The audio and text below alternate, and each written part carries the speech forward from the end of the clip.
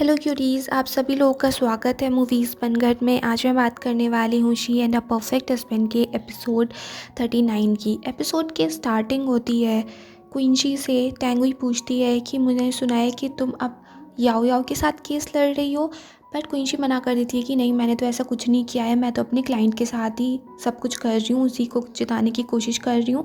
फिर दिखाते हैं ली डाई क्विंची से बोल रही होती है कि तुमने अपनी एथिक्स बेच दिए हैं क्या, तुम उस मैनेजर के साथ उसका केस क्यों लड़ रही हो।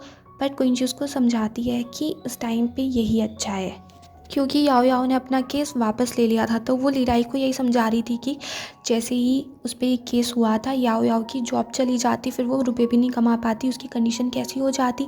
मगर अब हमें कुछ ऐसा करना पड़ेगा जिससे हम उस मैनेजर को फंसा सकें, क्योंकि अभी तो वो अपने होटल की साइड लेके अपने आप बचे जा रहा था। बट अब हमें कुछ ऐसा करना होगा कि ये ख़त्म हो। अब ये लेबर डिस्प्यूट वाला मसला तो ख़त्म हो गया, बट अब हम कुछ और कर सकते हैं। तुम उसको किसी और केस में फंसा सकती हो, जैसे सेक्सुअल हैरेसमेंट के केस में, तो उसके बारे में सर्च करो। फिर दिखाते हैं ली डाई उन लड़कियों से मिलती है जिनके साथ ये सब कुछ हुआ था। दूसरी साइड दिखाते हैं टेंगुई ने फिर से क्विंची को बुला लिया था, और वो क्विंची को बताती है कि इस टाइम पे मैनेजर पे सेक्सुअल हैरेसमेंट के केस लगा दिए गए हैं।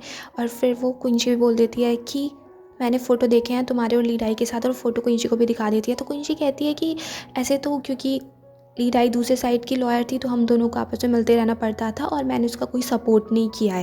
वो साफ साफ मना कर देती है। पर टेंगुई को लगा ही था कि क्विंची ने कुछ किया होगा, और वो उससे बोल देती है कि तुम्हें उस मैनेजर के साइड से केस लड़ना पड़ेगा। पर क्विंची मना कर देती है कि अब ये होटल वाला मामला तो रहा नहीं है, उस मैनेजर पे अलग से लगे हैं, तो हम उसकी हेल्प क्यों ही करें। और वैसे ही वो एक अच्छा इंसान है नहीं, उसने बहुत गलत गलत काम किए हैं। ऐसा अच्छा नहीं होगा कि इतने गलत इंसान को हम इतनी बड़ी पोजीशन में बैठे रहने दें। और फिर वो लॉ फर्म की बात करने लगती है कि हमारी लॉ फर्म हमेशा जस्टिस को ध्यान में रखती है, हमेशा न्याय की बात करती है, तो हम गलत का साथ क्यों दें। पर टेंगुई इसको बोल देती है कि अगर तुम ये सब कुछ बंद नहीं करोगी, वरना तो तुम इस नौकरी को छोड़ के चली जाओ। और क्विंची थोड़ी देर सोचती है, और फिर वो टेंगुई से बोल देती है कि अब मैं रिज़ाइन कर रही हूँ। जब क्विंची वहाँ से जा रही थी, सारे एम्प्लॉयज़ उसको ऐसे देख रहे थे। क्विंची बोल देती है कि अरे टेंशन मत लो। फिर वहाँ पर उसको जुनोई भी मिल जाता है, और जुनोई उससे बोलता है कि तुम्हें ऐसे रिज़ाइन करने की ज़रूरत नहीं थी।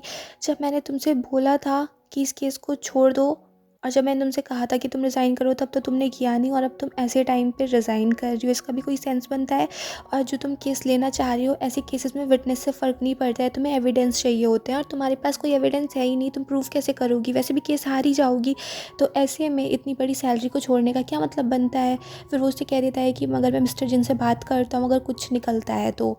फिर दिखाते हैं क्विंची अपनी मेंटोर से मिलती है और उनसे बोलती है कि आपने मेरे ऊपर कितना भरोसा किया था, मगर मैं कुछ कर ही नहीं पाई और अब मैंने जॉब भी छोड़ दी है। पर उसके मेंटोर उसको समझाती हैं कि जो तुमने किया है, तुम इतनी आगे तक पहुंची हो, ये सब कुछ बहुत बड़ी बात है जो तुमने किया है। इससे अगर किसी को थोड़ा सा भी मोटिवेशन मिलता है तो भी बहुत बड़ी बात हो जाएगी, और तुमने कुछ गलत नहीं किया है। सही काम को करना भी बहुत ज़्यादा मुश्किल होता है। फिर दिखाते हैं ली डाई और याओ याओ वेट कर रहे थे, क्योंकि उन्होंने काफ़ी सारी लड़कियों से बोला था कि वो उनसे आके मिले, अपनी सारी बात बताएं। बट उस मीटिंग में कोई भी नहीं आया होता है। तभी वहाँ पर क्विंची आ जाती है, और वो उन लोगों से कहती है कि अब उसने भी नौकरी छोड़ दी है, और अब वो तीनों मिलके उस मैनेजर को सबक सिखाएंगे।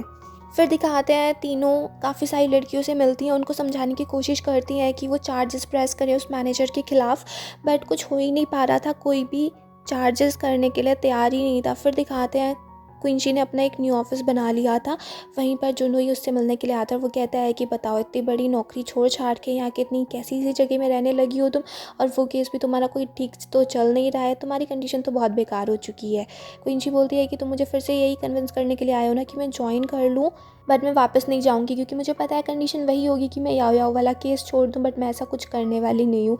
फिर वो काफ़ी ज़्यादा खुजली कर रही थी, तो जुनोई उसको देख के कहता है कि तुम्हारे चेहरे पे बहुत सारे रेड रेड निशान हो गए हैं। और जब वो चेक करता है कि जो सामान क्विंची खा रही थी उसमें वही सामान था जिससे उसको एलर्जी थी, जिस वजह से जुनोई उसके लिए दवाई लेने के लिए जाता है, और क्विंची भी उसके साथ ही जा रही थी। दूसरी साइड दिखाते हैं काई लियांग और यांगुआ बैठे हुए थे, और काई लियांग उससे पूछता है कि हुपिंग के ऑफर का तूने किया किया। यांगुआ बोल देता है कि अभी मैंने उससे कह दिया है कि वो थोड़े टाइम के लिए वेट करे, क्योंकि पहले वो क्विंची वाला मैटर रिजॉल्व करना चाहता है, उस मैनेजर को सज़ा दिलाना चाहता है। काई लियांग उससे कहता है कि तो इसके पीछे इतना मत पड़ना, क्योंकि अब तुम लोगों ने डिवोर्स भी ले लिया है, तो तुझे उस सब की चिंता नहीं करनी चाहिए। और वैसे ही वो कह देता है कि हुपिंग तेरा वेट करेगा ही क्यों। तो यांगुआ उससे बोलता है क्योंकि मैंने उसके एक बहुत इंपॉर्टेंट क्वेश्चन का आंसर दे दिया था।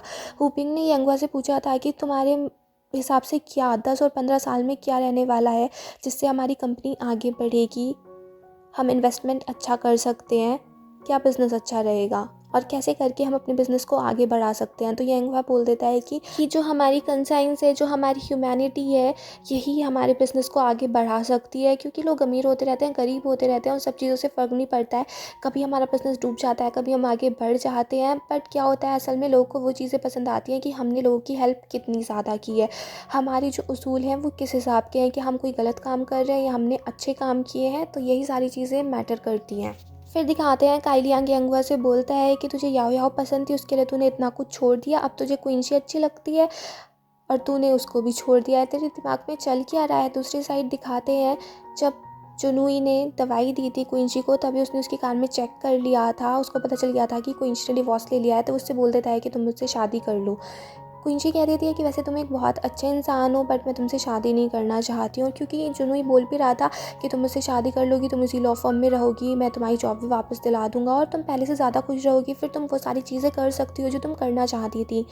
बट क्विंची उसको मना कर देती है कि नहीं, मेरी किस्मत में है ही नहीं कि मैं मैरिड रहूँ, मेरी किस्मत में ऐसी वाली खुशियाँ हैं ही नहीं, और अब इस मैटर के बारे में कुछ सोचना भी नहीं चाहती हूँ। मेरा दिल इस सब चीज़ों की गवाही नहीं देता है, मैं इन सब चीज़ों से दूर ही रहना चाहती हूँ, मेरा इस प्यार व्यार से कोई रिलेशन नहीं है। फिर दिखाते हैं जब क्विंची कार में होती है, उसको याद आता है कि जुनूई ने उससे ये भी बोल दिया था कि मुझे लगता है कि तुम इन सब में इंटरेस्टेड नहीं हो, बल्कि तुम जिससे प्यार करना चाहती हो वो इंसान मैं नहीं हूँ, तुम किसी और के साथ ही अपनी लाइफ स्पेंड करना चाहती हो ना, इसीलिए तुम मुझे रिजेक्ट कर रही हो। फिर क्विंची को यांगवा की याद आ जाती है कि उसने यांगवा से क्या क्या बातें बोली थी और वो उसी के बारे में सोचने लगती है।